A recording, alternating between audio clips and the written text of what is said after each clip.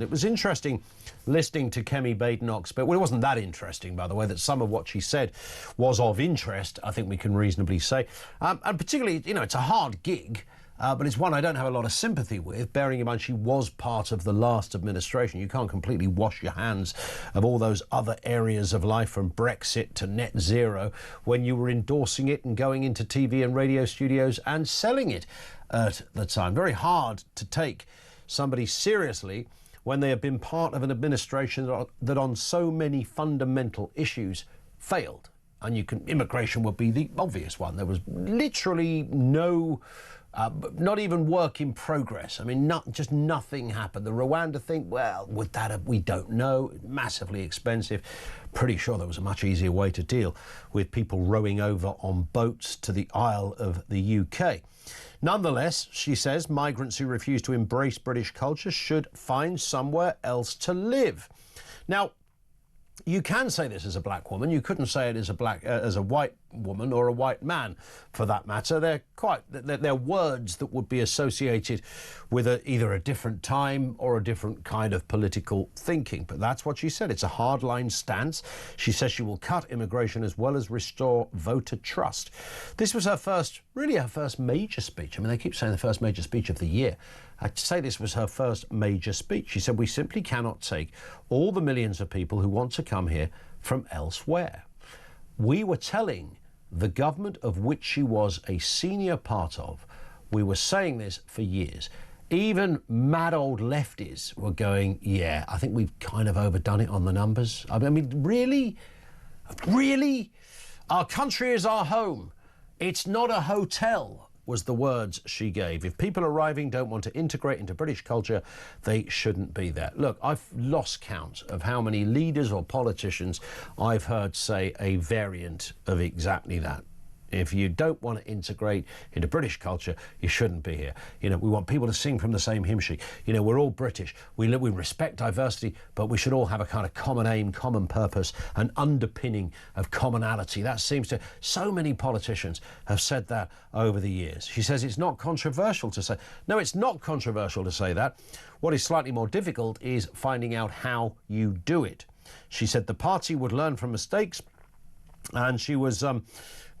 quite clear that those mistakes include Brexit, immigration and net zero. Just riddle me this, if you can, missus. What is British culture? Think about that. What is British culture in the 21st century? In terms of getting people to integrate into it, I mean, what does that mean in reality? How does that sort of... Is it one of those things you know it when you see it, or you know it's not happening when you see it? If people are living kind of hypothecated lives and they are kind of almost subjugated into a kind of ghettos, there's that. That's not always the fault of the individual, by the way.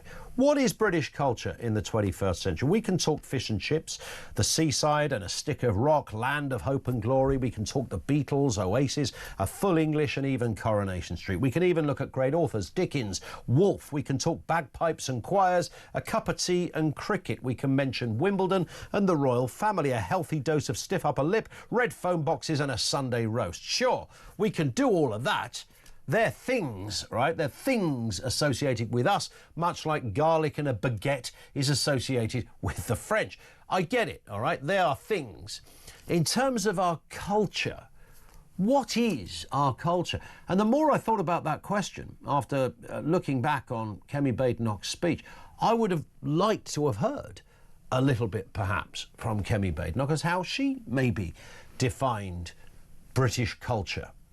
What is it? What is British culture? 0344 499 1000. Now, of course, it will have changed over the years. Things do naturally change. But primarily, how would you define what British culture is, and how would you get people to integrate into it in the way that presumably Kemi Badenoch and others would prefer? Because I get the idea, of course I get the idea. You know, we're living in one place, we've got a basic set of rules and regulations, we should be adhering to that. Can I have my own religion, though? I think I can have my own religion, so that would be kind of different to what British culture once was, which would largely have just been Christianity. Now there's much more to it, of course, so there would be that. Can I have other ideas about I don't know, relationships? Can I say that I think sex before marriage is abhorrent and should be punished? Am I allowed to say that, or can I not say that? Because if I say that, then I'm not integrating. What's the rules and the regs around integration? And look, Brits go and live elsewhere, namely the Costa del Sol in Spain. I mean, how do you define integration in that respect, I suppose? But let's stick with the UK. Primarily, the question I want to throw out is, what is British culture? It was her who mentioned the word culture. She said if people arriving don't want to integrate into British culture, they should not be here. I think we would all echo the sentiment of that. It does require a little bit more of an investigation into what it means. Hence the question, just to kick us off here, do tell me about, how does integration work? What are the rules and regs around integration? Because there's going to be some things different groups like doing that other people don't. There'll be minority groups that go, actually, we quite like doing, are we allowed to have our festival, our fireworks or whatever it happens? Can we do that? Is that all right? Is that not, it doesn't mean we're not integrating, we just have, other things and traditions going on. So there's that point. But in terms of British culture, what the heck is it? I'm at a bit of a loss, to be honest.